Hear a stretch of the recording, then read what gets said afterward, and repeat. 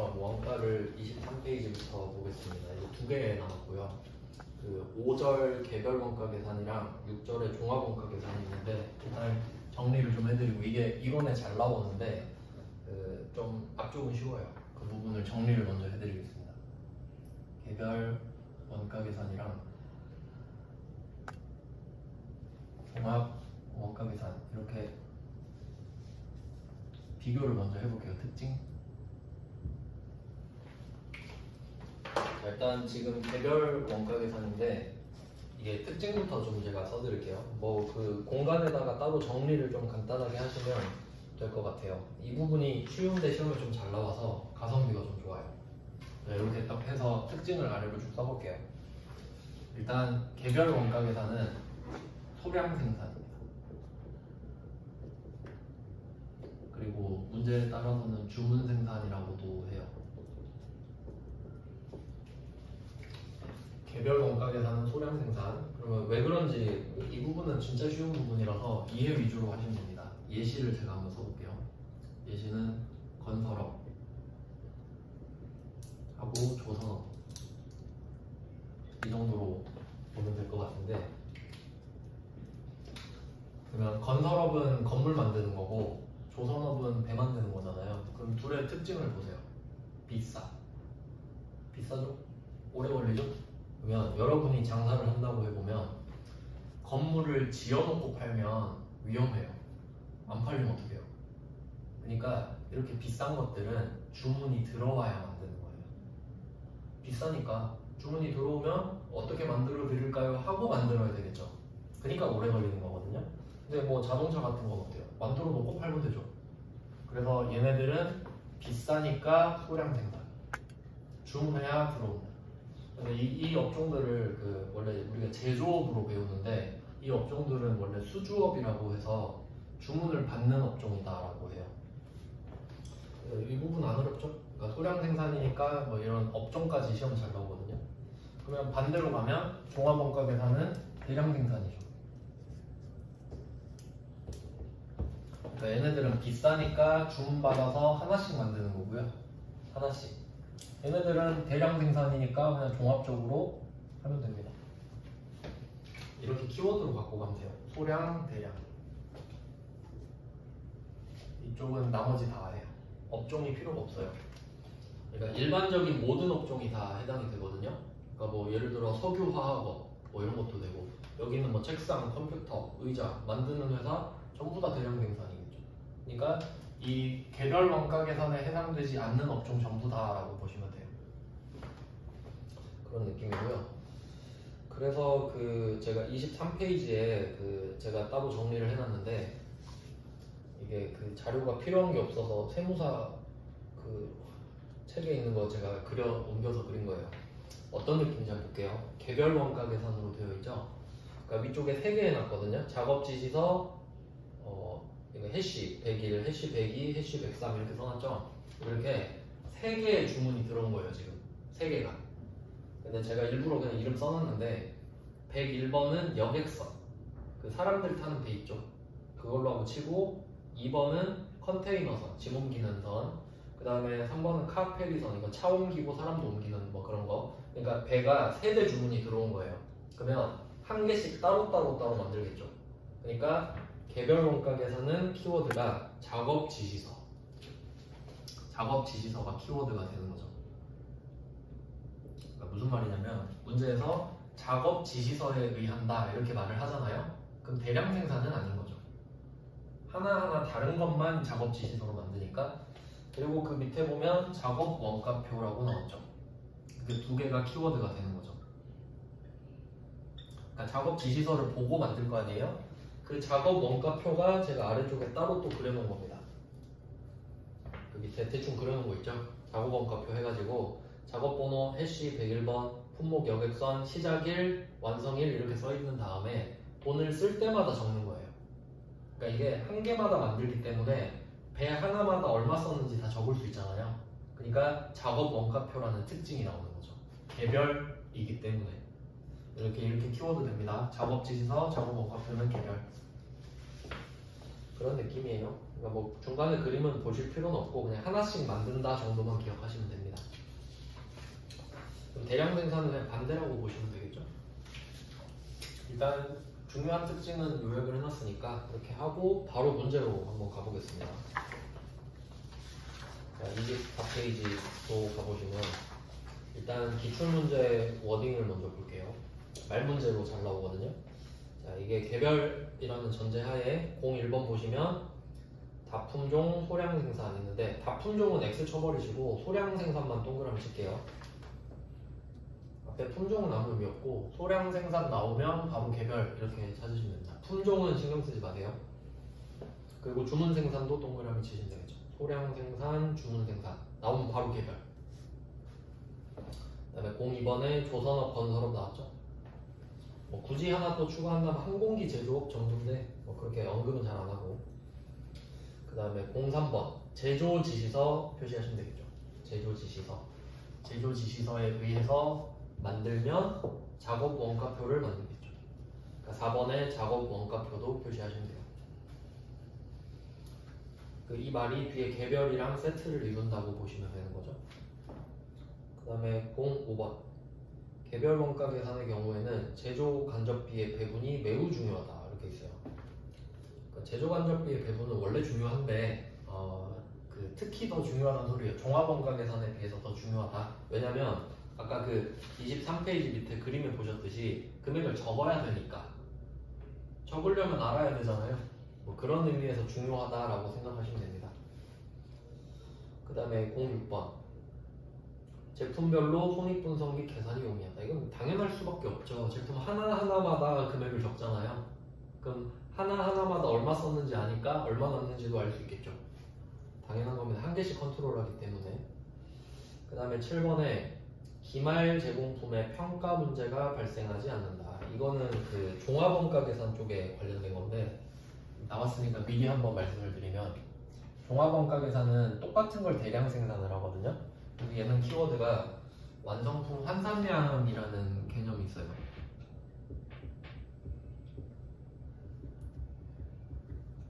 이게 키워드가 돼요. 그러니까 키워드가 이쪽은 작업지시서 작업원가표고 이쪽은 완성품 환산량인데 예를 한번 들어보면 만약에 기말에 제공품이 있어요. 제공품은 덜 만들어진 애들인데 만약에 이 100개가 있는데 각각 완성도가 20%라고 한번 해볼게요. 이 말은 100개를 깔아놓고 20%까지만 만들어 놓고 12월 31일이 와서 끝나버린 거예요. 그러면 100개가 20%가 완성됐어요 하면 말하기 불편하잖아요. 그러니까 두 개를 곱해버리는 거예요. 100 곱하기 20%를 하면 그냥 완전한 제품 20개 있는 거랑 똑같지 않냐. 이렇게 환산을 해버리자는 거죠. 완성된 걸로 환산을 해보자. 그러니까 20%를 5개 쌓으면 100%가 되잖아요. 그럼 그 100%가 되면 제품 한 개로 보자 이거죠. 그러니까 얘는 대량 생산이니까 가능한 거죠. 다 똑같이 생겼으니까. 얘들은 그거 안 되잖아요. 하나씩 따로 해야 되잖아요. 그러니까 키워드가 이렇게 나눠지는 거죠. 하나씩 하느냐, 대량으로 뽑느냐 그 차이가 됩니다. 그래서 그런 개념으로 봤을 때 07번에 기말 제공품의 평가 있죠. 그게 완성품 환산이라고 생각하시면 돼요. 기말 제공품의 평가, 그러니까 완성품 환산 문제가 발생하지 않겠죠. 당연히 실제로 쓴 돈을 적어야 되니까. 뭐 그런 식이에요. 그러니까 이 정도 수준으로 나오기 때문에 말 문제는 굉장히 할만합니다. 이렇게 다 놓고 이제 또 25페이지로 가겠습니다.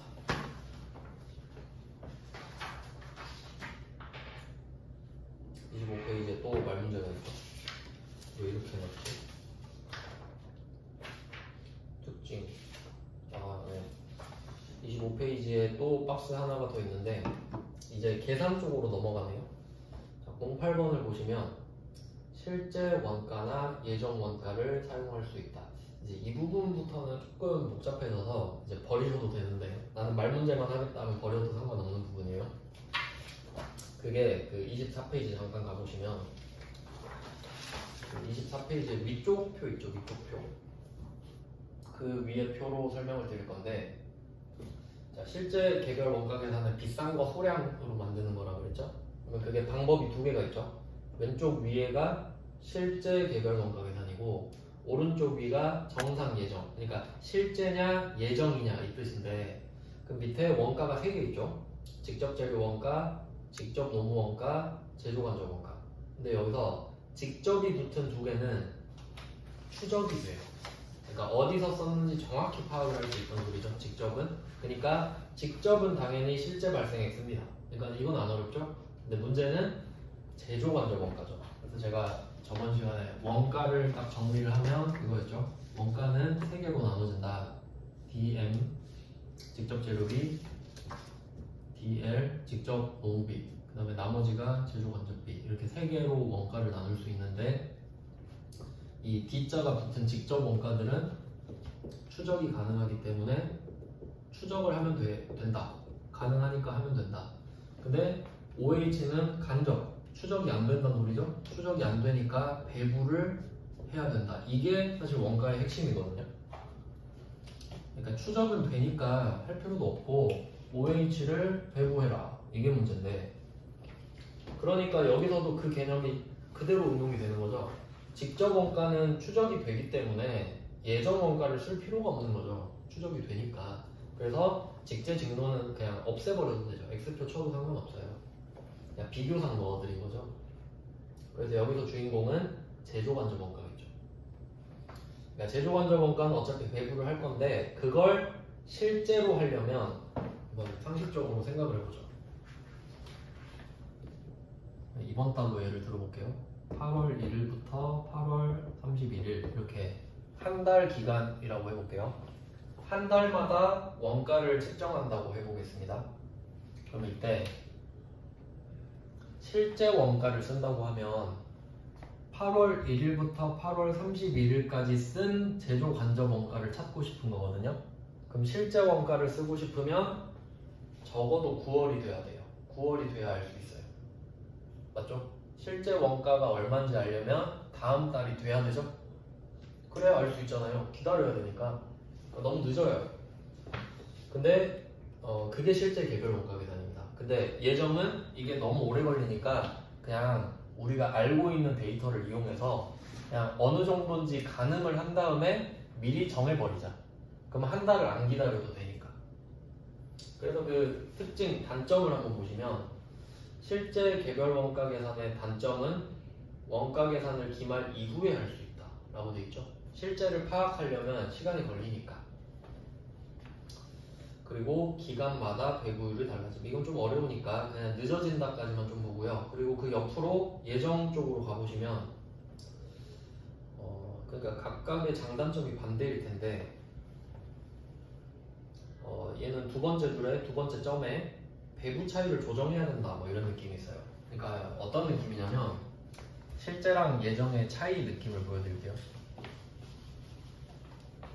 만약에 실제로 쓰면 100만 원이 들었다고 할게요. 근데 그 100만 원이 들었다는 사실을 9월이 돼야 할 수 있어요. 8월 31일까지 기다렸다가 이제 파악을 해야 되니까. 근데 정확하죠. 근데 예정 같은 경우는 안 기다려도 되겠죠? 그냥 예를 들어 그 노무 시간 곱하기 얼마 이렇게 해버리는 거거든요. 그럼 만약에 이쪽에서는 그냥 간단하게 직접 노무 시간 10,000시간에다가 곱하기 90원 이렇게 했다고 가정해 볼게요. 그러면 90만 원 이렇게 나올 거예요. 근데 10,000시간은 진짜거든요. 진짜 10,000시간을 일했는데 이 90원이 내 생각인 거죠. 이 예정액을 내가 구해야 되는 거잖아요. 그래서 그 예정 원가 계산의 단점의 첫 번째 점이 이겁니다. 그 오른쪽에 예정 개별 원가 계산의 단점 있잖아요. 첫 번째 점이 기초의 예정 제조 간접 원가와 예정 배부 기준수를 정해야 된다. 이 90원을 정해야 된다는 소리예요. 그래야 뭐 가정치를 구할 거 아닙니까? 근데 이거를 얼마나 정확하게 할 수 있냐, 이게 문제가 되는 거죠. 그러니까 단점. 어떻게 정확하게 하겠어요? 어렵겠죠? 근데 어쨌든 이걸 구하는 것도 단점. 그럼 어쨌든 이렇게 90만 원을 구했습니다. 대신에 얘는 안 기다려도 되죠. 8월 안에 끝낼 수 있죠. 근데 문제가 다르죠 지금. 그럼 어쨌든 결과적으로 100만 원이 돼야 되는 건 맞잖아요. 그럼 또 10만 원을 조정해 줘야 돼요. 그러니까 단점이 두 개 나와요. 빨리 할 수 있긴 한데 처음에 그 금액을 정해야 된다. 그리고 마지막에 결과적으로 똑같이 조정해야 된다. 이해되시나요? 그러니까 이렇게 말 문제 위주로 공부하시는 게 좋아요. 계산은 안 하시더라도. 그러니까 그런 차이가 있겠구나. 실제는 정확한데 대신 느리다. 근데 빨리 하고 싶으면 이거 구해야 되고 조정해야 되고 이렇게 되는 거죠. 자, 됐고요. 이제 다시 25페이지로 가보시면 그래서 그 기출문제 워딩의 08번이 실제 원가나 예정 원가를 사용할 수 있다. 이건 제조간접 원가만 이야기하는 거였죠? 직접 원가는 다 정해져 있으니까. 그 다음에 9번으로 가볼게요. 9번 09번 실제 개별 원가 계산과 정상 개별 원가 계산 모두 직접 재료비와 직접 노무비는 실제 발생액을 개별 자료에 직접 부과한다. 이건 되게 쉬운 문제죠. 그러니까 어떤 방법을 쓰든 직접 재료비와 직접 노무비는 실제 발생액 써야죠. 이런 건 꼭 맞춰주셔야 되고, 그 다음에 10번입니다. 10번은 실제 개별 원가 계산은 일정 기간, 여기선 제가 한 달로 보여드렸죠? 일정 기간. 한 달 해도 되고 뭐 3개월 해도 되고 자기들 마음이겠죠? 일정 기간 동안 실제 발생한 제조 간접비를 동일 기간의 실제 배부 기준 총수로 나눈 실제 배부율에 의하여 개별 제품에 배부한다. 이건 뒤에 계산 문제를 직접 해보셔야 이해하기가 편하실 것 같아요. 그 다음에 11번 실제 개별 원가 계산에서는 제조 간접 원가를 기말 전에 배부할 수 없다. 이제 이 정도는 알고 계셔야 된다는 거죠. 그러니까 실제는 끝나야 할 수 있기 때문에 기말, 그러니까 여기서 기말은 8월 31일이죠. 그 전에는 알 수가 없다. 그러니까 다음 달로 지연될 수밖에 없잖아요. 그러니까 결론 느리다 이 말이죠. 정확한데 느리다. 그러면 어떤 느낌으로 배부를 하는지 계산 문제 볼게요. 그러니까 이거는 실제로 풀라는 게 아니고 이런 느낌으로 적용이 된다는 거죠. 말 문제를 이해하기 위해서 보겠습니다. 01번 문제 25페이지 01번 문제 보시면 다음의 자료는 주 하나의 제품엔 비행기 나왔죠. 그러니까 비행기 보고 아 이거 개별 원가구나 이렇게 알아야 돼요. 원래는 비싼 거잖아요. 그러니까 비행기를 대량 생산하는 회사는 없죠. 한 개 막 몇백억 하는데. 그래서 개별 원가라는 힌트가 하나 나왔고, 자 실제 단기 제조 간접비는 120이다. 이 말은 지금 한 달 이미 다 지나서 기다려서 결과를 확인한 거죠. 그럼 이거 보고 아 실제 개별 원가 계산이구나 이렇게 된 거예요. 자 그러면 직접 재료비를 기준으로 제조 간접비를 배부하고 있다. 이걸 표시해 주시면 됩니다. 두 번째 줄에 직접 재료비를 기준으로 제조 간접비를 배부하고 있다. 그럼 이 표를 보면서 어떻게 푸는지 볼까요? 이 정도는 좀 할만하긴 한데 그렇게 어렵진 않은데.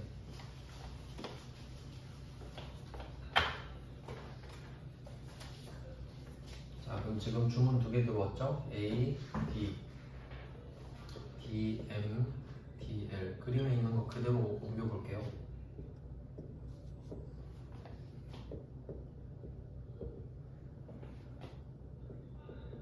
자 이렇게 직접 원가는 추적이 되니까 추적을 한 거예요. 얘네들은 추적이 된 거니까 가상의 금액이 아니고 실제 금액인 거죠 지금.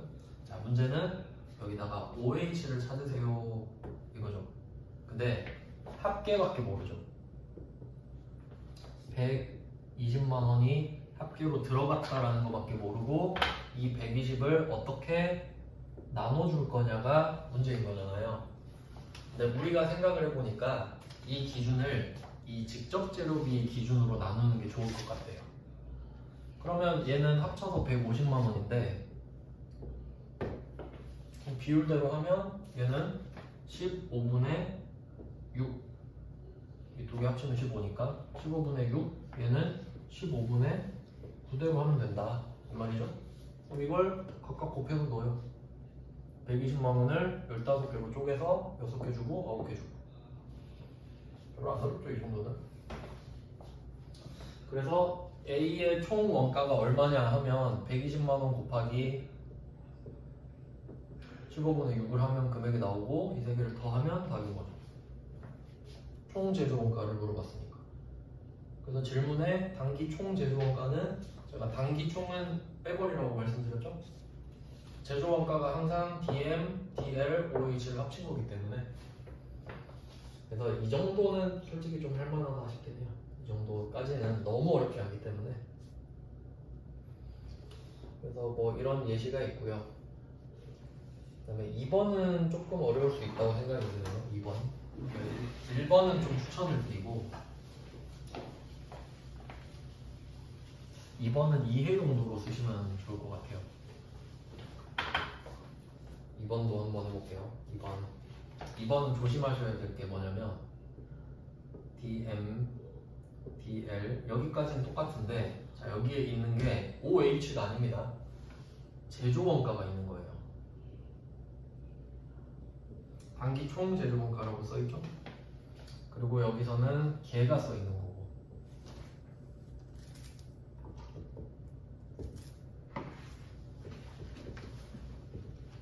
어떻게 달라지는지 한번 비교해 볼게요.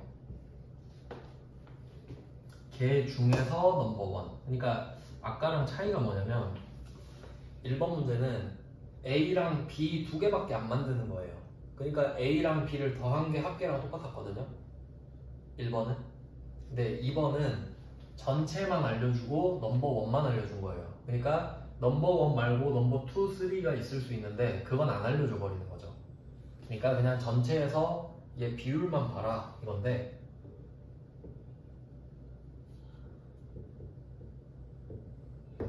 자 그래서 얘는 어떻게 푸셔야 되냐면 이 중간에 칸은 좀 좁은데 OH를 여러분이 직접 집어넣어줘야 돼요. 그래야 이 세 개를 합친 게 이해가 되잖아요. 그러니까 약간 함정스럽게 문제를 낸 거죠. 이거를 빼버린 거예요. 착각하게 만든 거죠. 자 그러면 제조간접 원가를 어떻게 할 거냐 했을 때 이 문제에서는 기초 원가를 기준으로 이걸 표시하시면 되겠죠. 2번은 첫 번째 줄에 기초 원가를 기준으로 제조간접비를 배분한다 정도. 그러면 또 기초 원가는 DM, DL 이거 합친 거죠. 조금 어려워졌죠. 그러면 금액을 따져보니까 합쳐서 500만 원, 합쳐서 200만 원. 그럼 이때 제조간접 원가를 5분의 2로 쪼개서 넣어주시면 되죠. 그리고 여기서 OH를 어떻게 구하냐? 이 세 개를 합친 게 얘잖아요. 100, 400 합치면 500이죠. 얼마를 더해야 1200이 되는 거. 700을 또 내가 찾아야 되죠. 이걸 찾아야 되는 것 때문에 손이 엄청 많이 가죠 이 문제는. 그래서 2번은 권하고 싶진 않지만 이해를 돕기 위해서 풀어드리는 겁니다. 그럼 이렇게 정리를 하면 700만 원 곱하기 5분의 2 이렇게 가야겠죠. 얘를 기준으로 한다고 했으니까 500 중에 200 이렇게 됩니다. 그래서 금액을 합쳐서 구하세요. 2번은 솔직히 좀 어렵습니다. 저 같으면 안 풀 것 같아요. 시험장에서. 그러니까 1번은 풀어야 되는 문제, 2번은 안 풀어야 되는 문제 이 정도. 무턱대고 다 푸는 게 좋은 건 아니죠. 근데 2번을 풀어야 지금 이 문제 상황이 이해가 잘 되니까 풀어드린 겁니다. 이게 실제 개별 원가 계산이에요. 실제 개별. 그러니까 1번과 2번의 공통점은 각각 제조 간접 원가가 나와 있죠. 왜냐면 실제 개별 원가 계산을 썼으니까 정확히 나온 겁니다. 그 다음에 이제 26페이지로 가보시면 이제 정상 개별 원가 계산이 이렇게 된 거죠. 그러니까 방금은 실제 개별 원가 계산이고 지금은 정상입니다. 이제 그러니까 제조 간접 원가를 예정 금액으로 쓰는 거죠. 아까 그 90원 말씀드렸던 거. 그럼 한번 볼게요. 어떤 느낌인지. 26페이지에 일단 기출문제 워딩을 먼저 보시면 12번에 원가 계산이 기말까지 지연되는 문제. 그러니까 이 문제는 실제 개별 원가 계산의 문제죠. 그러니까 이걸 해결하려고 정상, 예정 같은 말이에요. 이걸 쓰기로 했다. 그러니까 빨라지는데 손이 좀 많이 가죠. 그 다음에 13번 정상 개별 원가 계산은 개별 작업에 직접 부과할 수 없는 제조간접비를 예정 배부율을 이용하여 배부한다. 그러니까 여기서 키워드는 예정 배부율이 될 겁니다. 예정 배부율. 그러니까 예정이라고 했으니까 정확하지 않은 거죠. 내 생각인 거죠. 그 다음에 14번. 14번은 정상 개별 원가 계산에서는 월별, 계절별로 제품 단위 원가가 변동하게 되는 것을 극복할 수 있다. 이게 말 문제로 나오면 좀 어려운 부분일 수는 있는데 그 문제를 풀어봐야 이해할 수 있을 것 같아요. 일단 밑에 문제로 내려가 보겠습니다. 03번 문제 볼게요. 칸에 그 정확한 거를 맞추는 건데 틀린 거를 찾는 겁니다. 직접 재료비와 직접 노무비 등 직접비는 실제 발생 원가에 맞겠죠. 직접은 항상 실제랑 같은 말입니다. 그 다음에 2번은 제조원가라고 되어 있는데 제조원가가 아니고 제조간접 원가가 들어가야 맞겠죠. 아까 그 보여드린 것처럼 DM과 DL은 직접 재료비, 직접 노무비 각각 추적을 하면 실제 원가가 되겠고 그 다음에 나머지는 제조간접 원가 이야기할 차례죠. 근데 2번은 제조 원가가 아니고 제조 원가 중에 제조간접 원가죠. 제조 원가는 원가랑 같은 말이고 그래서 2번은 제조간접 원가로 바꿔주시면 예정 소비액에 대한 예정 부업도를 반영한 3번의 예정 배부율 아까 또 나왔죠? 아까 위에 13번에도 예정 배부율 나왔고 지금도 3번의 예정 배부율이 나옵니다. 그 다음에 4번의 배부 차이 이것도 핵심이라고 했죠. 예정은 실제랑 똑같을 리가 없기 때문에 마지막에 배부 차이를 조정하는 게 반드시 나온다. 이렇게 정리가 됩니다. 그 다음에 이제 04번으로 가볼게요. 04번. 다음은 정상 원가 계산을 채택하고 있는 정상 나왔죠? 그러니까 아까는 실제 원가라고 말은 안 했지만 제조간접 원가, 실제 원가를 알려줬기 때문에 실제가 된 거였고 지금은 정상을 말을 해주고 있고요. 그러면 얘는 문제를 풀면서 이해를 해보도록 하겠습니다.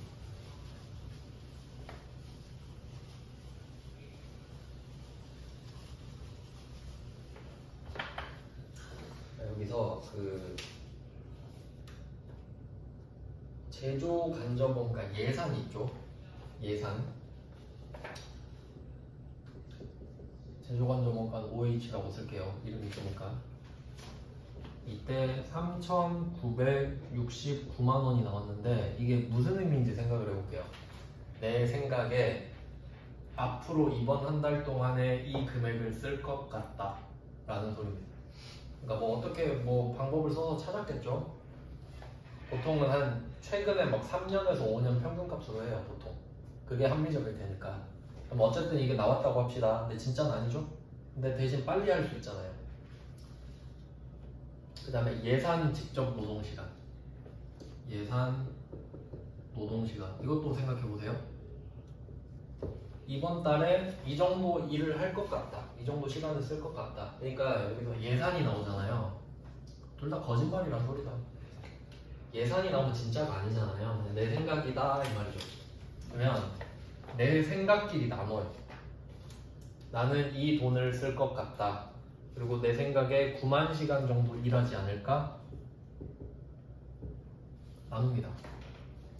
이렇게 나누니까 441원이 나왔대요. 나누면 금액이 나오겠죠? 그럼 이거 있잖아요. 이게 예정 배부율. 그러니까 문제를 풀어봐야 알 수 있다고 그랬죠? 너무 개념이 복잡해가지고. 그래서 결국 예정 나오잖아요. 가짜를 가짜로 나누니까 또 가짜가 나오겠죠. 근데 어쩔 수 없잖아요. 이게 최선인 거죠, 최선. 그래서 이 정도 쓸 것 같다. 이 정도 일할 것 같다. 나누니까 그러면 시간당 이 정도 쓰지 않을까? 라는 뇌피셜이 나온 거죠. 이거는 거짓말입니다. 자, 그리고 이제 이걸 어떻게 하냐면 이 가짜를 가지고 일을 할 거 아니에요. 그러면 직접 노동시간은 DL과 관련된 거죠. 추적이 되잖아요. 그러니까 얘는 빨리 나온단 말이에요. 그러니까 이 시간에다가 곱하자 이런 거지. 그러면 실제 일을 했으니까 몇 시간 했는지 나오겠죠.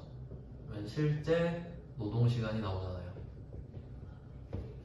이건 진짜로 이제 7만 시간 나왔죠?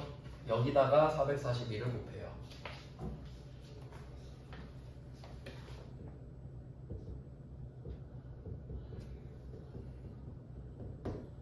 그냥 방법이 없으니까. 그러니까 7만은 진짜고 441은 가짜죠. 7만은 진짜, 441은 가짜. 그래서 우리는 이만큼 썼다고 계산을 넣어버리겠죠. 왜냐면 한 달 기다리기 싫어서 지금 이걸 하는 거기 때문에 이게 배부액이 되는 거예요. 그럼 이 금액을 집어넣고 계산해버리는 겁니다. 그러면 나중에 실제로 쓴 금액이 얼마가 나오겠죠. 지금 이 문제에서는 아닌데 실제로 금액이 나올 거 아니에요. 실제 OH 나오기로는 4,410만원 이렇게 나오죠. 그럼 이 금액이 당연히 작아요. 9만분의 7만이니까. 그러면 이 금액이 다를 거 아니에요. 그럼 당연히 이걸로 배부 차이를 조정할 것이다 이 말이죠. 뭐 이런 이슈가 되는 겁니다. 그러니까 예정은 이 문제 가지고 이해를 하시면 돼요. 빨리 구하고 싶으니까 가짜를 가짜로 나눠요. 그럼 가짜가 나오겠죠? 근데 2란 건 진짜인데 거기다 가짜를 곱해요. 그럼 이건 내 뇌피셜이에요. 실제로 7만 시간은 일을 했지만 이건 내 생각대로 한 건데 그러면 결과적으로 나중에 다를 거 아니에요. 그럼 어쨌든 이 금액을 맞추긴 해야 되는데 이 금액을 일단 넣어놓고 차이만 다음 달에 조정하면 되니까 이게 효율적이라고 생각을 하는 거죠. 이런 방식이에요. 그래서 대충 이런 느낌인데 그래서 이 계산 문제는 선택하시면 돼요. 저는 옛날에 솔직히 포기했었어요. 지금 세무사 공부하니까 하고 있는 건데 옛날에 뭔 말이야 하면서 그냥 버렸어요. 나와봤자 한 문제. 그러니까 그냥 말 문제 위주로 기억하시는 거예요. 그러니까 이 문제를 보고 그 말 문제를 이해하는 거죠. 그러면 그 다시 위쪽으로 워딩으로 가보세요. 기출문제 워딩에 14번 있죠. 정상 개별 원가 계산에서는 월별, 계절별로 단위 원가가 변동하게 되는 걸 극복할 수 있다 이렇게 되잖아요. 이게 무슨 말인지 생각해보면 그 월별, 계절별이란 소리는 그 계절마다 막 금액이 다른 거 있죠. 에어컨 같은 거 생각해보세요. 시즌 타는 것들 있잖아요. 막 난로나 에어컨 같은 것들. 그러면 걔네들은 맨날 다 다르겠죠. 생산량이 다르니까. 그러니까 실제를 써버리면 똑같은 물건을 만드는데 금액이 다 달라져 버리는 거예요. 왜냐면 그 제조간접 원가가 만약에 똑같이 한 달에 뭐 1,000만원씩 나온다고 해봐요. 근데 어떤 달은 생산량이 뭐 1,000개예요. 어떤 달은 생산량이 500개예요. 어떤 달은 200개예요. 그러면 똑같은 1,000만원을 이렇게 다 다른 숫자로 나누잖아요. 그럼 금액이 다 달라져 버려요. 그럴 수밖에 없겠죠. 그러니까 실제 원가를 쓰면 금액이 다 달라져 버려요. 근데 이거 쓰면 어떻게 돼요? 그냥 441을 똑같이 부으면 되잖아요. 그러니까 그 말이에요. 어차피 조정을 하긴 하지만 일단은 똑같지 않느냐 그 말이지. 왜냐면 441로 계속 곱하면 되잖아요. 근데 실제를 쓰면 실제로 나눠야 되니까 금액이 다 달라지잖아요. 배분율 자체가 그 말이에요. 근데 어차피 나중에 네, 그죠. 어차피 달라지는데 그냥 넣을 때는 똑같지 않느냐 이런 거죠. 조정은 다 해야 됩니다. 근데 이게 막 그냥 문제를 내다 보니까 뭐 그런 거죠. 그냥 실제랑 딱 눈에 띄는 건 그런 거니까. 실제는 집어 넣을 때부터 차이가 나고 예정은 그래도 넣을 때는 차이가 없지 않느냐. 하지만 배부에서 조정을 하죠. 결과적으로.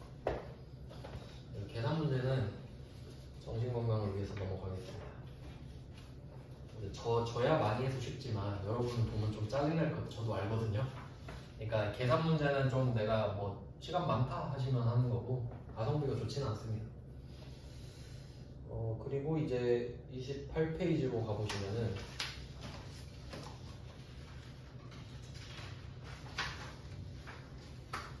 28페이지가 이제 배부차이 조정입니다. 그러니까 방금은 예정 원가를 쓴 거고 배부차이 조정은 무조건 따라와야 된다 했죠. 그러니까 어떤 느낌인지만 좀 보여드릴게요. 금액을 그냥 간단하게 볼게요. 자, 만약에 이렇게 아까 예정 배부한 거 있죠. 실제 노동 시간에 내가 가짜라고 생각한 금액을 곱한 게 예정 배부액이거든요. 그럼 예정 배부액이 나올 거고 이게 그냥 한 900만 원이라고 해볼게요. 그럼 우리는 900이라고 생각하고 원가 계산을 다 끝내버렸어요. 그리고 다음 달 되면 실제로 얼마 썼는지를 알 수 있죠. 그러니까 그게 실제 원가가 1000만 원이 나왔다고 해봅시다. 그러면 지금 100만 원을 적게 집어넣었죠. 100만 원을 더 집어넣어야 맞는 거잖아요. 그러면 이때 100만 원을 비용 처리를 더 해줘야 맞는데, 그래서 사변에 뭐 매출 원가 이런 식으로 더 잡아주게 되는 게 조정이에요. 지금 부족할 때 이야기예요. 100만 원을 더 집어넣어야 되니까. 그 방법이 여기 표에 나와 있습니다. 그래서 28페이지에 맨 위에 보시면은 우린 그냥 과소배부 쪽만 보시면 될 것 같아요. 이것도 그냥 이해만 하고 넘어가면 됩니다. 자, 그러면 일단 금액이 안 맞는다는 전제니까 제가 오른쪽에 과소배부, 과대배부 하나씩 넣어놨거든요. 과소배부만 동그라미 이렇게 쳐서 3개 쳐볼게요. 과대배부까지 하기는 뭐 너무 어렵고. 자, 그럼 과소배부라고 하는 거는 돈을 더 썼는데도 덜 썼다고 한 거니까 100만 원을 차변에 추가해야 된다 이거거든요. 근데 그 중에 매출원가 조정법은 전액, 여기서는 제 예시로는 100만 원이죠. 그 매출원가를 100만 원에 집어넣어 버려요. 비용이니까. 그러니까 100만 원 비용 더 잡으면 맞아지겠죠. 내가 너무 무식한 방법이에요. 그래서 비례배부법이라는 게 나오는데 실제로 이게 들어가 있는 게 기말 제공품, 기말 제품, 매출원가 3개로 나눠지거든요. 그걸 비례해서 나누겠다. 엄청 어렵겠죠. 그리고 영업의 손익법은 그냥 말 그대로 영업의 비용으로 때려버리자. 그러니까 지금 부족하기 때문에 차변에 포커스가 맞춰진 거예요. 그러니까 비용을 더 잡는다고 생각하시면 돼요. 그냥 그렇구나 하고 넘어가면 됩니다. 그래서 그나마 좀 건드려 볼 만한 게 11번 정도는 해볼 수 있지 않을까.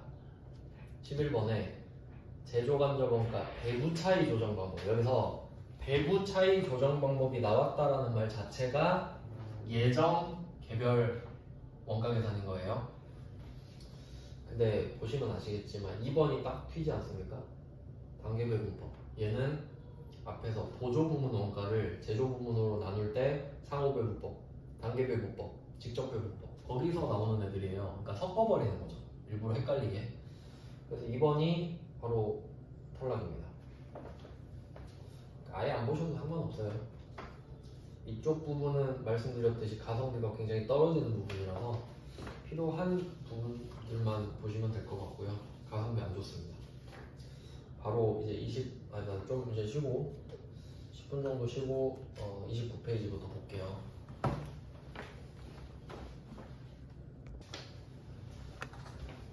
이제 마지막 주제인 종합원가 계산을 보겠습니다. 원가는 계산 문제는 풀 생각을 안 하시는 게 좀 좋고 그냥 그 말 문제를 이해할 때 도움이 되는 보조제 정도로 쓴다고 생각하시면 될 것 같아요.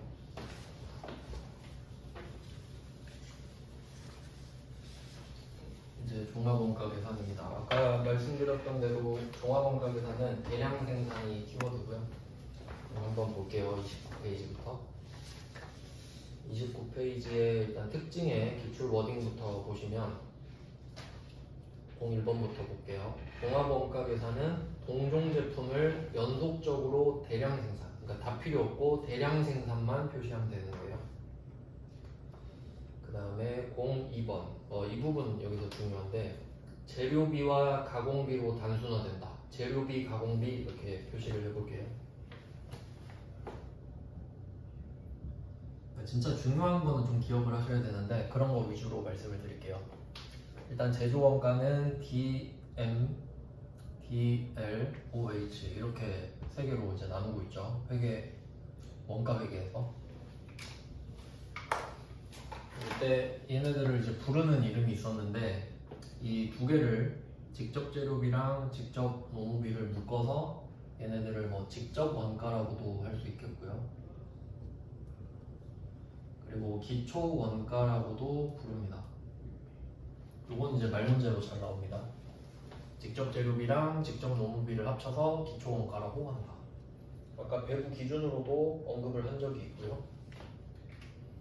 그리고 이렇게 아래쪽 두 개를 또 겹쳐가지고 뭐 가공 원가 이렇게 말을 할 수도 있죠. 뭐 전환 원가라고도 말을 하기도 하고. 근데 이쪽에 뭐 기초 원가는 기본 원가라고도 하는데 이 둘은 비슷하니까 뭐 헷갈리진 않을 것 같은데 얘 둘은 이름이 좀 다르니까 그래도 기억을 해두시는 게 좋습니다. 원재료를 제품으로 전환시키는 게 가공인 거죠. 이렇게 말문제를 내게 되는데 그럼 지금 이 02번에서는 재료비와 가공비라고 말을 하고 있죠. 그러니까 여기서 재료비는 DM, 직접 재료비를 말을 하는 거고 가공비는 이 빨간색을 말을 하는 거니까 DM과 가공비는 제조 원가가 성립하죠. 그러니까 이렇게 한다는 소리예요. 그러니까 차이가 아까 개별 원가 계산은 DM, DL, OH를 따로 하거든요. 따로 할 수 있으니까 하나씩 하니까. 근데 얘는 안 되기 때문에 단순하게 재료랑 가공비로만 나눠서 하겠다. 대량 생산이니까. 그 정도 차이가 있는 겁니다. 그러니까 요거는 따로 기억을 하시는 게 맞겠죠? 재료비랑 가공비로 단순화된다. 중요한 겁니다. 종합에서는. 그러니까 대량 생산은 쉽게 외우실 수 있을 건데 02번은 그러니까 쉽게 외워지지는 않을 거란 말이죠. 그래서 제가 강조를 해서 말씀을 드리는 겁니다. 그 다음에 03번 연속적으로 대량 반복 생산. 이것도 대량 생산에서 사실 나오는 거긴 한데 그걸 물어보는 게 아니고 논리를 물어보는 거죠.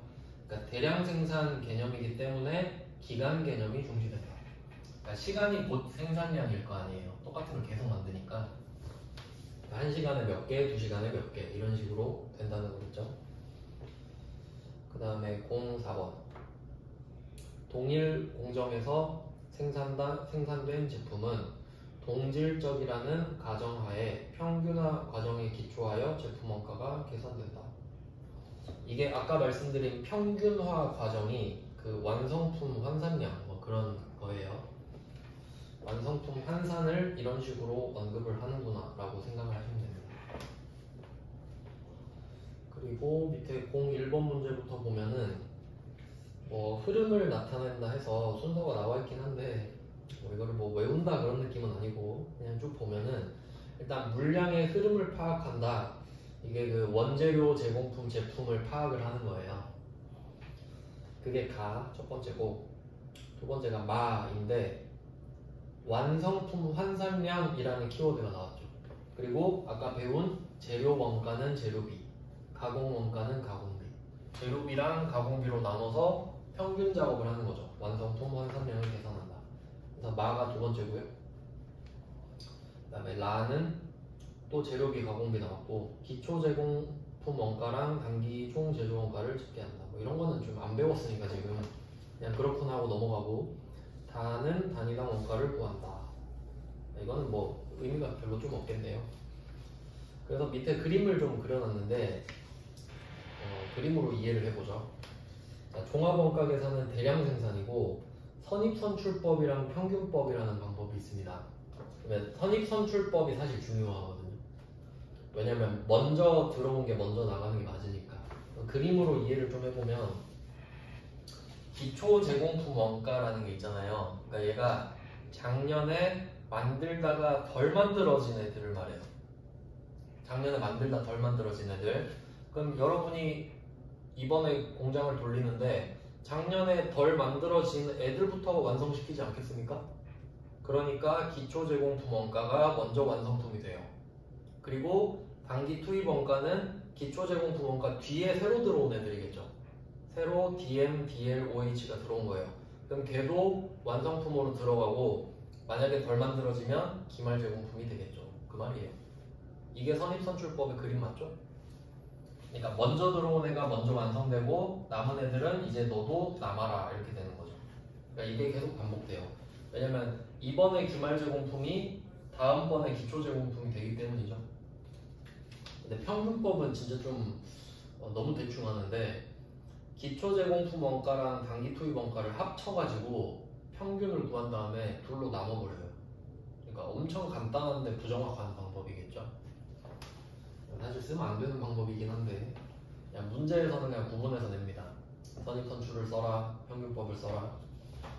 그림으로 이 정도 이해하시면 될 것 같고, 그 다음에 문제를 한번 풀어보시면 되는데, 그 개별 원가 계산은 계산 문제를 제가 별로 추천을 안 하는데, 지금 이 종합 원가 계산은 계산 문제가 좀 중요하거든요.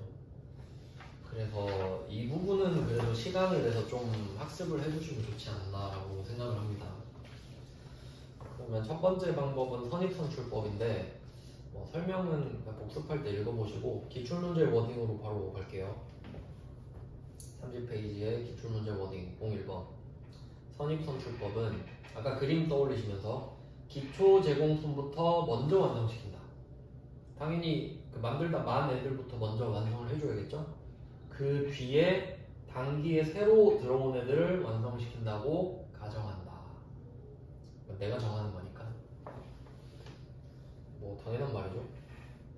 그 다음에 02번 선입선출법은 평균법보다 실제 물량 흐름을 반영한다. 이게 키워드죠. 실제 물량 흐름을 반영한다. 왜냐하면 일반적으로도 먼저 시작한 애들을 먼저 완성을 시킬 거니까. 그래서 원가 통제 등에 더 유용한 정보를 제공합니다. 선입선출법은 보통 다 좋게 말합니다. 재고자산 쪽에서도 좋게 말했었죠. 자, 그럼 문제를 한번 풀어볼게요. 요거는 그래도 한 문제 정도는 제대로 풀 줄 아셨으면 좋겠네요. 그러니까 막 모든 문제를 다 응용해서 푸는 건 어렵더라도 한 문제라도 그 계산 방식을 정확히 알아두시면 좋을 것 같아요. 그럼 01번으로 한번 보여드릴게요. 종합 원가 계산을 채택하고 있다. 선입선출법 표시하시면 되겠고, 어차피 지금 선입선출법이긴 한데 어떻게 푸는지 한번 보여드릴게요. 순서를. 자, 제공품 T 계정을 딱 그린 다음에 기초 제공품을 딱 써요. 기초 제공품 300개. 그리고 뭐 제가 푸는 방식은 이게 그 재료비랑 가공비로 나눈다고 아까 했잖아요. 투입 시기가 다르거든요. 투입 시기가 어떻게 되어 있는지 한번 볼게요. 그 문제 첫 번째 줄에 보시면 재료비 이거 표시해 주시고, 재료비 동그라미 쳐가지고 공정 초기에 전량 투입 이렇게 표시하시고요. 재료비는 공정 초기에 전량 투입된다. 그 뒤에 가공비 또 동그라미 쳐서 공정기간 균등하게 투입 이렇게 표시를 각각 해보겠습니다. 그럼 이 말은 이 물건이 뭔지는 모르겠는데 얘를 만들 때는 처음에 딱 만들려고 할 때 있죠. 그때 재료를 쫙 바닥에 깔아놓고 시작한다고 생각하는 거죠. 그러니까 재료비는 공정 초기에 전량 투입된다 그러죠. 그러니까 일단 재료는 깔아놓고 시작해요. 그러니까 만들지도 않았는데. 그리고 가공비는 공정기간 동안 균등하게, 그러니까 내가 일한 만큼 완성도가 올라간다는 소리거든요. 그래서 얘를 완성도를 표시하면 이런 식으로 표시할 수 있어요. 그럼 이 기초 300개는 작년에 만들다가 만 거죠. 그러면 재료는 100%가 다 들어가 있을 거예요. 300개 재료를 깔아놓고 만들고 있었던 거기 때문에. 그래서 얘의 재료 완성도는 1이라고 쓰겠습니다. 100%라는 뜻이죠. 그리고 완성도 70%는 이게 가공의 완성도 이렇게 표시가 돼요. 그래서 재료랑 가공비로 나눠서 표기를 하기 때문에 이렇게 300개는 재료는 100%가 다 들어가 있는 상태고 가공은 300개 중에 70%만 완성된 상태다. 이렇게 표시를 해주는 거죠. 선입선출법은 이게 중요하기 때문에. 자, 그리고 1500개를 투입했어요. 뭐 착수라고도 하고 투입이라고도 합니다. 같은 말이죠. 이렇게 합치면 1800개가 됩니다. 이게 완성 가능한 제공품이 되겠죠. 최대 1800까지 완성시킬 수 있어요. 자, 그리고 완성품이 1300개라고 나옵니다. 여기까지는 그냥 받아쓰기죠. 기초 300, 착수 1500, 완성 1300. 자, 여기서 다른 게 있어요. 여기에 안 나와 있는데 여러분이 지금 1300개를 완성시켰잖아요. 이 중에 300개를 먼저 완성시키고 그리고 이 중에 1000개 완성시킨 거죠. 그러니까 이걸 나눠서 300개 이거 쓰고 나머지 1000 이렇게 써야 됩니다. 이 작업을 여러분이 따로 하셔야 돼요. 선입선출법이니까.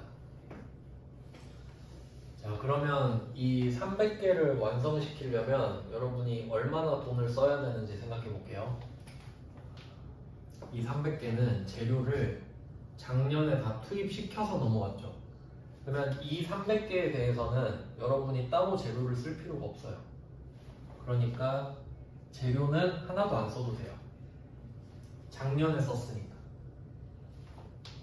그리고 지금 이 300개는 70%가 완성이 된 상태로 넘어온 거죠. 그럼 여기다가 여러분이 30%만 추가로 가공하면 300개를 얻을 수 있는 거죠. 그러니까 이 300개를 완성시킬 때는 재료가 하나도 안 들고 가공은 0.3만 드는 거예요. 즉 이 기초 제공품은 처음에 기초에 쓴 거랑 완성된 거랑 반대로 써주시면 되는 거예요. 왜냐면 합쳐서 100이 돼야 되니까 무조건. 그런 논리예요. 자, 그리고 이 1000개는 이거는 안 써도 되는 게 1500개는 올해 집어넣었죠. 그럼 이 중에 1000개가 완성됐다는 소리는 얘는 전부 다 100%씩 집어넣은 거죠. 올해 시작해서 올해 끝났으니까. 그러니까 얘는 안 적어도 돼요. 무조건 1, 1이기 때문에. 1, 1은 안 써도 되죠. 자, 그 다음에 마지막으로 기말을 씁니다. 여기는 기말은 500개. 자, 그리고 얘도 여기 40%라고 써 있는데 그냥 40 쓰면 안 돼요. 1을 쓰고 0.4. 이유는 재료는 초기에 다 투입하니까. 500개를 딱 시작할 때 재료 쫙 깔아놓고 시작했겠죠? 그러니까 재료는 100% 다 집어넣어 놓고 가공은 40%밖에 안 했으니까 가공은 40%가 들어간 상태다. 이렇게 되는 거죠. 이게 이제 왁구를 세팅한 거예요. 이게 준비 끝난 거예요. 이게 끝이 아니에요. 이제 시작이에요. 자, 이제 옆에다가 칸 배분을 좀 잘못했는데 재료비, 가공비 이렇게 따로 씁니다. 두 줄 써야 돼요. 재료 따로, 가공 따로. 자, 그러면 이걸 하나씩 옮겨 적을게요. 그럼 여러분이 쓰셔야 되는 건 3개입니다. 300, 1000, 500 이거를 각각 써줄 거예요. 그러면 자, 처음에는 뭘 적냐면 300 곱하기 0을 적는 거죠. 이게 첫 번째가 재료니까. 재료는 필요가 없었죠? 가공은 300개 중에 30%만 하면 되니까 90. 이게 완성품의 환산 개념인 거죠. 실제로는 300개의 30%인데 곱해서 그냥 완성품 90개 이렇게 해버리는 거죠. 그리고 1000개는 올해 집어넣어서 올해 완성시켰기 때문에 1000, 1000 그냥 그대로 적으면 돼요. 1, 1이라고 말씀드렸죠? 자, 그럼 여기까지가 완성품입니다. 1300개에 대한 이야기를 한 거니까. 그러니까 이게 어떻게 분석이 되는 거냐면 실제로 여러분은 1300개를 완성시켰잖아요. 근데 여기에 대해서 재료를 1000개밖에 안 쓴 거예요. 맞죠? 300개는 작년에 썼으니까. 그리고 가공도 1300개를 써야 될 것 같지만 1090밖에 안 썼어. 왜냐면 300의 70%는 작년에 완성시켜서 보냈으니까.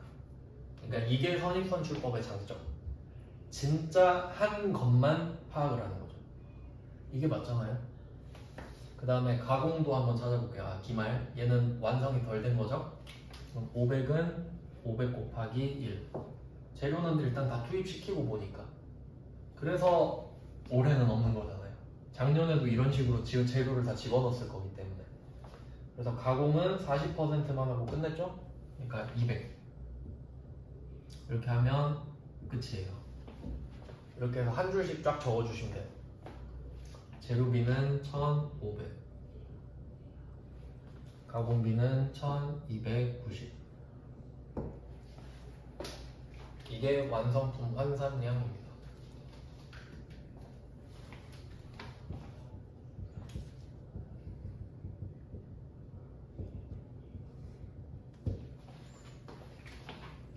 이 문제 한 문제 정도는 제대로 좀 파악을 해서 시험장에 가시는 게 좋지 않아요. 왜냐면 이게 시험에 잘 나오거든요.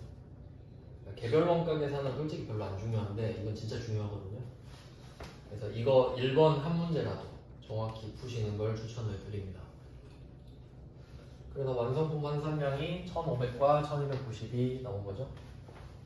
제가 알려드린 방법 이렇게 푸세요. 여기 빨간 색깔이랑 파란색이 제가 추가한 부분이에요. 요거는 잘 나오기 때문에 빈도수가 꽤 높아서.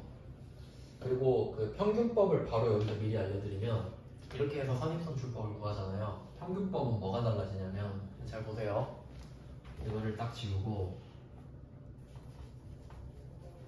똑같아요. 기말은 똑같아요. 무조건.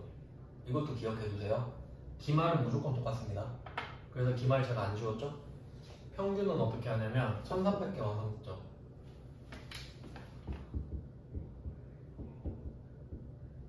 이게 평균법이에요. 말도 안 되는 방법이죠. 그러니까 방금 선입선출법을 보셨으니까 뭐야 이게 이런 느낌이 들잖아요. 평균법은 이래서 부정확해요. 아시겠죠? 그러니까 평균법은 공부를 따로 할 필요가 없는 거죠. 선입선출법만 할 줄 알면 이렇게 차이가 납니다. 뭐 이런 느낌이에요. 그리고 이제 그 뒤쪽은 전부 다 심화 문제가 되겠고요. 그래서 저는 1번 문제만 정확히 하는 걸 조금 추천을 드리고, 그리고 또 여기서 중요한 포인트만 좀 찍어서 보여드릴게요.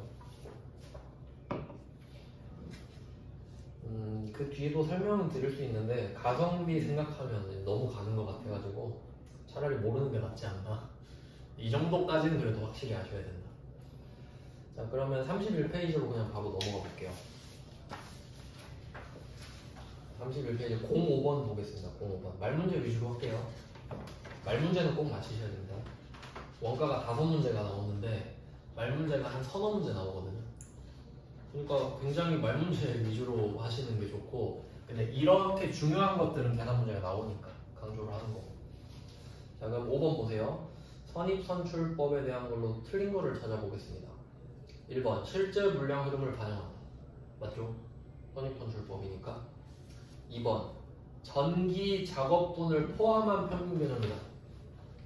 평균에서 이미 틀렸긴 했는데 한번 잘 생각해 볼게요. 여기서 전기 작업분이라고 말하는 거 있죠. 그게 요거예요. 전기 작업분. 그러면 300개랑 210개는 작년에 했으니까 올해 안 하는 게 선입선출법이었죠. 그러니까 이거 빼고 나머지만 반영하잖아요. 근데 평균법은 어때요? 그냥 300 넣어버리죠. 작년에 썼는데 또 했다 그래요, 올해. 그러니까 부정확하겠죠. 작년에 한 걸 빼줘야 되는데 또 했다 그래요. 아 몰라, 까먹었으니까 다시 해, 이런 느낌인 거죠. 그러니까 전기 작업분을 포함한 게 아니죠, 선입선출법은. 뺐잖아요. 뺐으니까 저렇게 되지.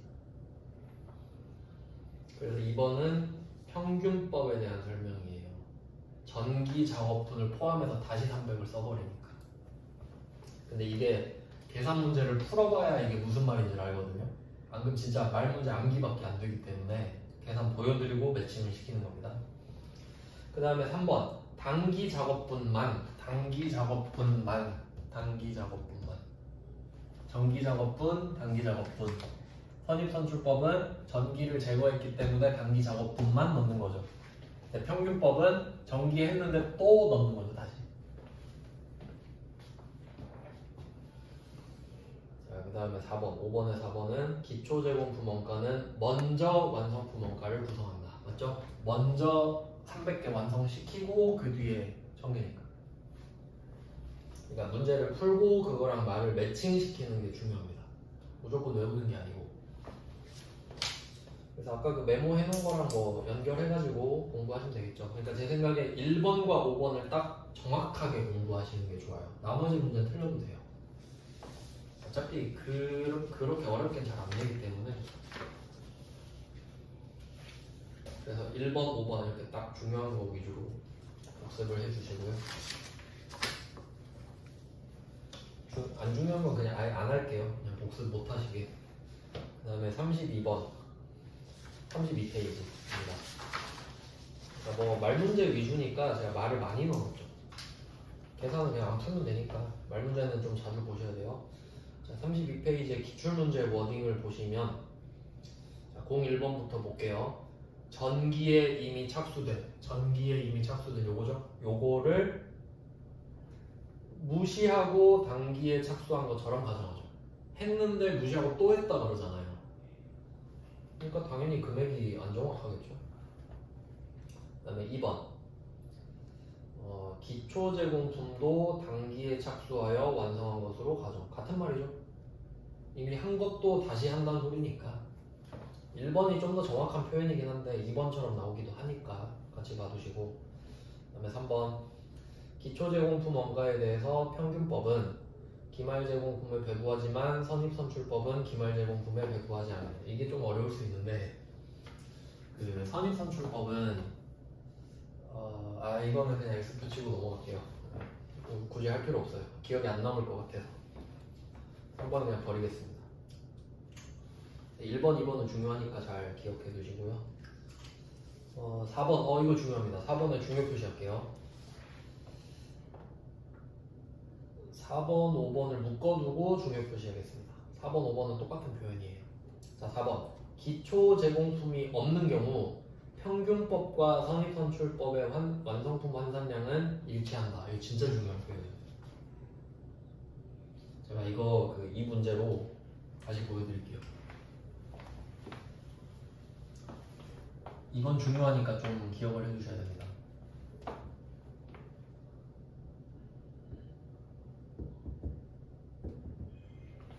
선입선출법이랑 평균법이랑 제가 비교를 해볼게요. 이게 선입선출법이에요. first in, first out 해서. 자, 선입선출법은 아까 우리가 이렇게 구했죠? 그 다음에 평균법을 따로 적어볼게요. 평균법은 1300에 500 더하면 1800. 이쪽은 1300에 200 더하면 1500 이렇게 되죠? 이렇게 한번 비교해 볼게요. 차이. 이거 차이를 물어보는 문제는 꼭 맞히셔야 돼요. 원리만 알면 엄청 쉽거든요. 자, 차이 볼게요. 차이 300이죠? 300. 차이 210이죠? 이 차이가 어디서 나냐면 얘는 300 곱하기 1. 300 곱하기 1. 300 곱하기 0.7. 210. 당연히 여기서 차이가 나겠죠. 왜냐면 선입선출법은 얘를 안 넣잖아요. 평균법은 얘를 다시 넣잖아요. 그러니까 여기서 차이가 나겠지. 맞죠? 그러면 이론상 얘가 없으면 어떻게 돼요? 무슨 방법을 써도 똑같겠죠. 그 말이에요. 그러니까 이게 차이를 만드니까 이게 없으면 차이가 안 난다는 소리예요. 그러니까 이건 진짜 중요한 문제인 거예요. 계산을 할 필요도 없이 맞힐 수 있는 문제잖아요.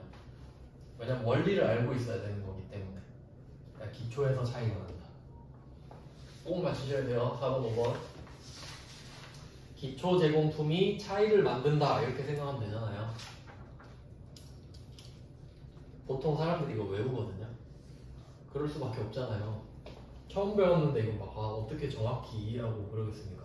그래서 제가 좀 선택과 집중을 해서 중요한 것만 강조해서 보여드리는 거죠.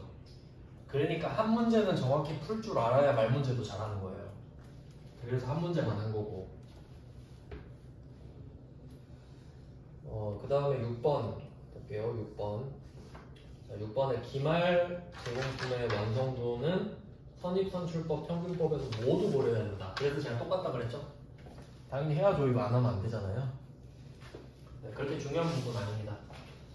그러니까 여기서 중요한 거는 1번, 2번 문구랑 4번, 5번 문구. 이거 위주로. 자, 그 다음에 1번 문제로 내려갈게요. 보너스 문제입니다. 종합원가 계산을 적용할 경우 평균법과 선입선출법에 의한 완성품 환산량 차이를 발생시키는 주요 원인. 이걸 모르면 안 돼요. 아시겠죠? 답은 기초 제공품 차이죠.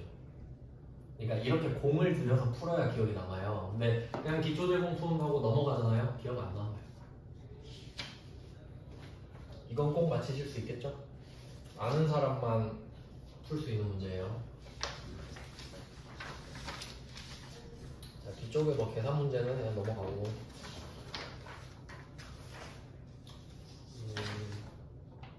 그리고 34페이지로 쭉 가보죠. 34페이지 07번 말문제 위주로 철저히 말문제 위주로. 자, 07번 볼게요. 34페이지에 07번. 다음 중 종합 원가 계산에서 재료비와 가공비를 구분하는 의미가 없는 경우 이렇게 있는데 이게 헷갈리실까봐 딱 두 개 보여드리는 건데 방금은 선입선출법이랑 평균법의 완성품 환산량 차이를 말을 한 거고요. 그 차이가 기초제공품. 지금은 재료비랑 가공비랑 구분하지 않는 거 물어보거든요. 그러니까 재료비, 가공비를 왜 두 줄로 썼는지 생각해 보세요. 재료비는 0%때 다 집어넣잖아요. 가공비는 하는 만큼만 집어넣잖아요. 즉 투입 시점이 다르니까. 맞죠? 투입 시점이 다르죠? 그러면 예를 들어볼게요. 만약에 문구에서 이렇게 말을 하는 거예요. 그 앞쪽에 다시 한번 볼게요. 그러니까 이게 그 07번 이쪽에다가 좀 링크를 좀 걸어놓죠. 이 07번에다가 30페이지 01번 이렇게 써놓고 예시 해가지고 34페이지 7번에다가 30페이지 01번 이렇게 연결을 해두시고 거기서 문구 제가 말씀드렸죠. 재료비는 공정 초기에 전량 투입되며 가공비는 공정기간 동안 균등하게 투입된다. 그러니까 30페이지 1번에 그거 표시하셨죠. 그러면 이 두 개가 왜 두 번 말하겠어요? 두 번의 투입 시점이 다르니까 그렇죠? 자, 그러면 제가 문구를 바꿔볼게요. 가공 원가는 그 위에다 한번 써볼게요. 그 가공비 위에다가 제조 원가로 비교해서 써볼게요. 제조 원가. 자, 가공비 이렇게 동그라미 쳐놨잖아요. 그 위에 이렇게 비교해서 제조 원가 이렇게 써보세요. 그리고 해석을 해봅시다. 자, 종합원가 계산은 제조원가를 DM, DL 플러스 OH에서 두 개로 나눴죠. 근데 저는 문구를 제조원가라고 했죠. 그럼 이 말은 DM 더하기 DL, OH 세 개 다죠. 그러면 문제가 이렇게 나올 수도 있잖아요. 제조원가는 공정기간 동안 균등하게 투입된다. 이렇게 나올 수 있겠죠. 그럼 그렇게 하면 재료비를 따로 구할 필요가 없죠. 재료비랑 가공비랑 다 이렇게 구하면 되잖아요. 가공비처럼. 그럼 이때는 재료비랑 가공비를 따로 두 줄 구할 필요가 없죠. 둘이 똑같은데? 그렇잖아요. 왜냐면 투입 시점이 똑같아졌잖아요. 똑같이 균등하게 투입했다고 제가 바꿔놨잖아요. 그럼 두 줄을 그릴 필요가 없지. 다 똑같은데? 그 차이 아시겠어요? 그러니까 여기서 중요한 포인트, 이 종합에서 중요한 포인트는 선입선출이랑 평균법의 완성품 환산량 차이는 기초제공품에서 나는 거랑 재료비랑 가공비를 두 줄을 쓰는 이유는 둘의 투입 시점이 다르기 때문이다. 이 정도만 기억해서 제대로 푸는 게 낫습니다. 그 외에는 틀려도 상관없다는 식으로. 그러니까 중요한 것만 정확히 이해하고 외워야겠다 이렇게 생각하시면 돼요. 그 외에는 다 쓰레기라 생각하면 돼요. 틀려도 되고 그렇게 중요하지도 않아요. 무슨 말인지 아시겠나요? 그러니까 34페이지에 7번으로 다시 와보세요. 그래서 이 상황을 알아야 이 문구가 무슨 뜻인지를 아는 거예요. 재료비랑 가공비랑 구분하는 의미가 없는 경우는 둘이 투입 시점이 똑같으면 구분이 의미가 없겠죠. 두 줄이 아니라 한 줄로 쓰면 되니까 그 말입니다. 이 정도는 할만하죠? 계산은 다 건너뛰었어요. 그래도 계산은 1번 문제는 정확히 좀 해달라고 부탁드렸어요. 그 다음 이제 35페이지로 가보죠. 35페이지는 공손인데 불량품이에요. 불량품. 그러니까 원래는 아까 이 문제는 되게 단순하게 나왔는데 실제로는 어떤 식으로 문제를 내냐면 살짝 바꿔볼게요. 아까 이게 1번 문제인데 보통은 이런 식으로 줘요. 기말 제공품이 뭐 400개 있다 이런 식으로. 그러면 수가 안 맞거든요. 300, 1500 하면 1800인데 1300, 400 하면 1700이잖아요. 그러면 여기서 공손을 원래 100을 따로 찾아야 돼요. 일부러 이렇게 주거든요. 우리 시험에서는 그렇게 내질 않죠. 근데 제 시험에서는 무조건 빵꾸가 나요. 이렇게 공손품 찾아라. 그리고 여기서 또 정상 공손, 비정상 공손 찾아야 돼요. 근데 우리는 계산 문제에서는 빼고 말 문제만 하자 이거죠. 왜냐면 이게 말 문제는 엄청 쉽거든요. 계산도 쉬워요. 얘는 계산도 할 거예요. 계산이 엄청 쉬워서. 자, 그러면 첫 번째 박스를 보시죠. 기출문제 워딩 35페이지입니다. 이거 다 똑같은 말 하고 있어요. 많긴 한데. 자, 1번은 공손품 정의입니다. 폐기되거나 정규 가격 이하로 판매되는, 여기선 이것만 중요해요. 품질, 표줄, 미달의 불합격 생산물. 자, 이것만 표시하면 돼요. 그러니까 수준 미달 말 그대로. 그러니까 그 QC라고 하죠. 그 퀄리티 컨트롤. 그거에서 떨어진 거. 그 다음에 02번. 공손품이란 품질이나 규격이 일정 수준에 미달하는 불합격품이다. 그러니까 여기서는 그냥 불합격품만 표시하면 되겠죠. 그러니까 같은 거를 여러 가지로 표현을 하니까. 그리고 작업 폐물은 그냥 이름만 봐놓을게요. 작업 폐물은. 그러니까 왜냐면 작업 폐물이랑 다르다고 말을 하니까 그런 게 있구나 정도만. 그 다음에 3번. 공손은 정상 공손과 비정상 공손으로 구분할 수 있다. 또 그냥 알아두시면 돼요. 정상이 있고 비정상이 있고. 이게 감모랑 느낌이 좀 비슷해요. 감모 손실도 정상이 있었고 비정상이 있었죠. 그거랑 완벽하게 똑같습니다. 그다음에 4번. 정상품을 생산하는 과정에서 불가피, 이거 표시할게요. 불가피. 불가피 표시하시고 옆에 정상 표시하겠습니다.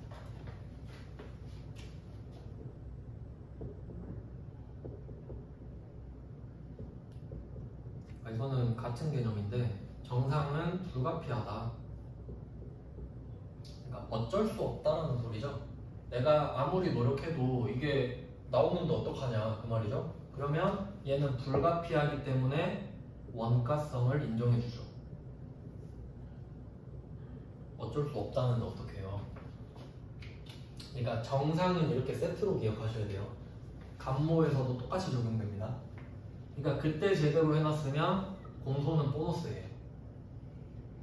이걸 세트로 기억하세요. 정상은 불가피하니까 인정해주겠다. 내가 피할 수가 없는데 어쩌겠어요. 인정해줘야지. 그 말이에요.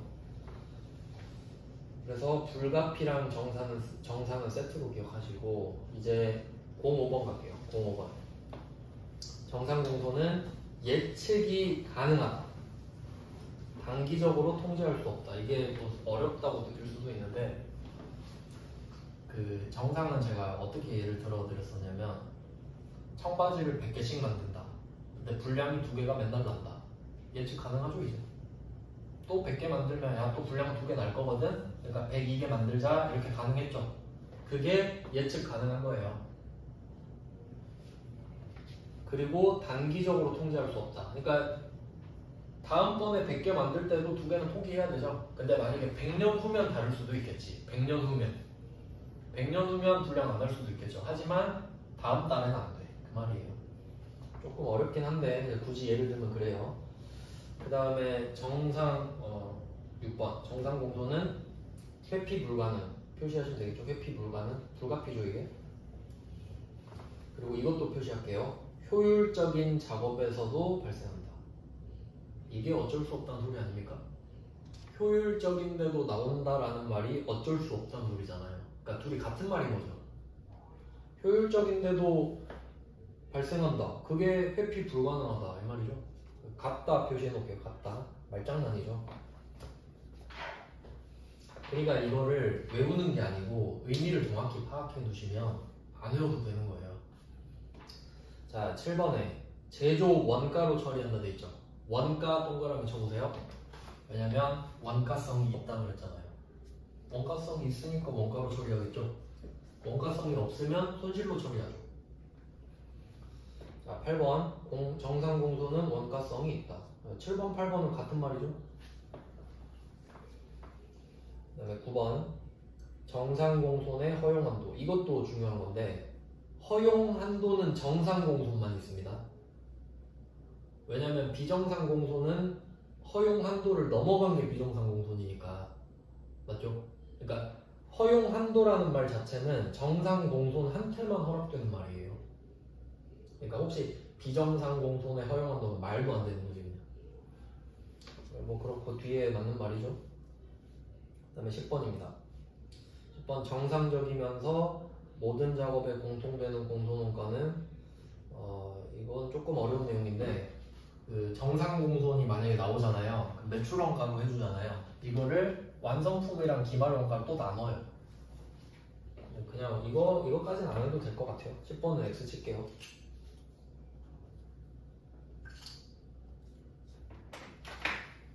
그냥 이해를 안 하셔도 돼요. 우리 시험 범위가 아니기 때문에. 11번 공손품의 검사 시점이 이것도 X표 칠게요. 검사 시점도 시험 범위는 아닌 것 같고. 그 다음 11번 이건 해야겠네요. 11번에 비정상 공소는 통제 가능 표시할게요. 통제 가능. 그리고 손실 표시하시면 됩니다. 그래서 100개를 만들어서 2개는 통제가 불가능하다 그랬으니까 인정을 했죠? 근데 분량이 만약에 105개가 나왔다. 5개가 나왔다. 그러면 2개는 원래 알고 있었는데 3개는 왜 분량이 났느냐? 그건 피할 수 있었는데 그 말이죠. 그러니까 정상은 불가피고 비정상은 피할 수 있다는 소리가 되거든요. 다른 말로 하면 비효율적인 환경에서 발생한다 이렇게 말할 수 있는 거예요.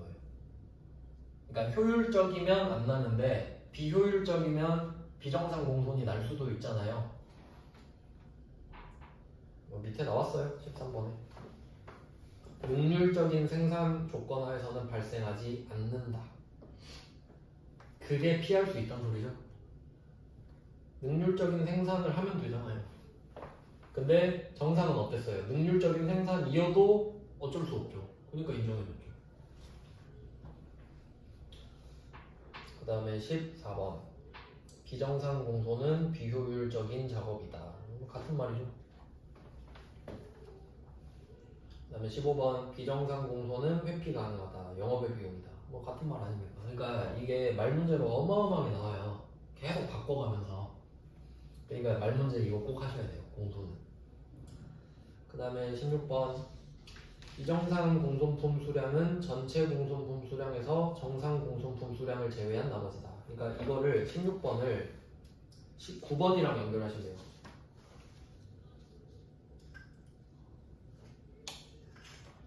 그리고 두 개를 묶어서 보셔야 돼요. 9번에 정상 공소는 허용 한도가 있었죠. 그리고 16번에 가면은 비정상은 전체에서 정상을 뺀 거라 그랬잖아요. 정상은 한도가 있으니까 정상을 빼는 거지. 그 말이에요. 그러니까 이게 자연스럽게 이어져야 되는데 그게 안 되면 다 외우고 있어야 돼요. 그리고 17번은 X표 치셔도 됩니다.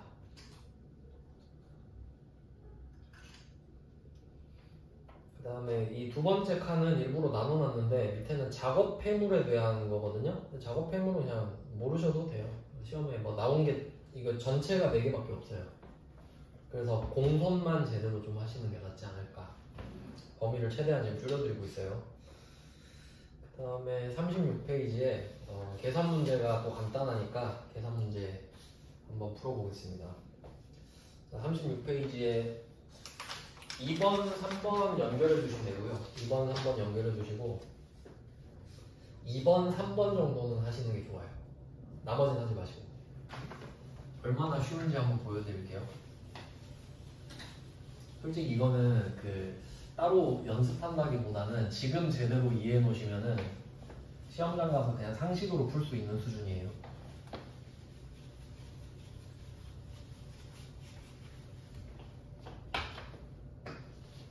그럼 2번 둘 다 해볼게요.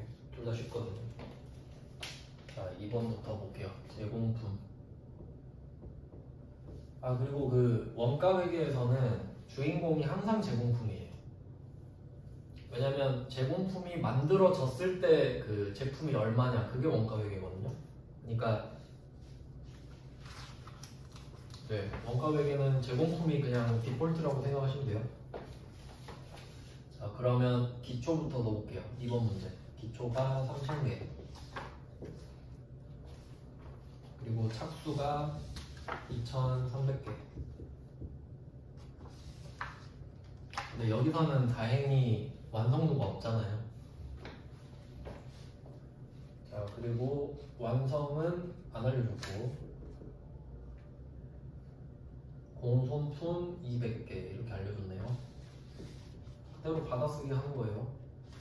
그 다음에 기말 1100. 자, 이렇게 됐습니다. 그럼 지금 숫자가 일부러 안 맞게 세팅이 되어 있는데 이때는 무조건 차변이 더 커요. 5300. 이걸 기본값으로 보시면 됩니다. 그러면 여기서 1300을 빼면 계산하기 편하게 4000 이렇게 알려주고 있네요. 그러니까 이 4000을 여러분이 찾는 게 첫 번째 관문. 근데 솔직히 이 정도 쉽잖아요. 여기까지는 4000 찾기. 자, 근데 정상 공손의 허용 한도가 완성품의 3%예요. 4000개 곱하기 3%. 120개죠. 그러면 공손을 이렇게 쭉 빼서 120, 80. 정상, 비정상. 그래서 아까 그 말 문제랑 이어지죠? 비정상 공손은 전체 공손에서 정상 공손을 뺀 수량이다. 왜냐면 정상 공손은 허용 한도가 있으니까 이렇게 이어지는 거예요. 그러니까 저는 공부할 때 이렇게 보고 이 말 문제랑 이 계산 문제랑 맞는데 그럼 다 매칭 시켜놨어요. 그래야 공부하기가 편하잖아요. 그럼 이 문구가 여기서 이거구나. 그걸 해놓고 딱 제대로 그 문제만 조지는 거죠. 그러니까 이 문구에서 아까 방금 말씀드렸죠? 그 35페이지에 09번이랑 16번 연결한 거 있죠? 그게 이 상황이잖아요. 이 문제랑 정확히 맞잖아요. 그럼 같이 공부하면 좋잖아요. 그 문구를 안 해도 되지. 이해하고 넘어가잖아요. 허용 한도가 3%가 있었지 않습니까? 그래서 저는 이렇게 했어요. 실제로 문제 풀 때 그 아까 이렇게 했어요. 저 같은 경우는 그 35페이지에 09번 있죠? 허용 한도가 여기 3% 이런 식으로 써놓은 거예요. 이 문제 연결해가지고. 그리고 16번 문제 같은 경우는 전체 수량 200 그리고 뭐 정상 120개 이렇게 써놓은 거지. 그래야 이해가 정확히 되니까. 맞죠? 그게 공부하는 방법이거든요. 그게 처음에 할 때 제대로 이렇게 링크 잘 걸어놓으면 복습할 때 편해요. 나중에 비슷한 거 봤는데 절대 못 찾아요. 저도 그걸 알기 때문에 찾았을 때 바로 줬거든요. 뭐 그런 식으로 보시면 되고 3번도 3번까지 보고 쉴게요. 자, 3번 바로 해봅시다. 또 3번 기초 200개. 그러니까 나중에 숙달되면 이름 안 적죠. 숫자만 적어요. 착수 600 완성 650 보니까 여기가 800 기말은 50개 줬죠? 50개. 그리고 공손이 100개네요. 공손은 중요하니까 적어놓고. 자, 이번에는 공손을 찾는 문제인 거죠. 그러니까 결국 패턴이 뻔하지 않습니까? 완성품을 비워놓거나 공손품을 비워놓겠죠. 이 두 개가 여기서 핵심이니까. 자, 그리고 기준을 한번 찾아볼까요? 정상 공손은 완성품의 10%래요. 65개죠? 그럼 비정상 35개죠? 이번에도 정상 공손의 허용 한도를 알려줬잖아요. 그러니까 정상 공손만 허용 한도가 있는 거고 비정상은 그 정상 공손을 넘어가는 숫자다. 이렇게 되는 거죠. 말 문제랑 연결해서 보시면 되죠. 그러니까 계산 문제를 풀어야겠다 이게 아니고 여기에 말 문제를 녹여내셔야 되는 거예요. 그래서 그 두 문제를 세트로 만들어 버리는 거죠. 3번 뭐 이번에는 최대한 중요한 거 위주로만 좀 설명을 드렸고 좀 쉬다가 이제 부가가치세로 넘어가겠습니다.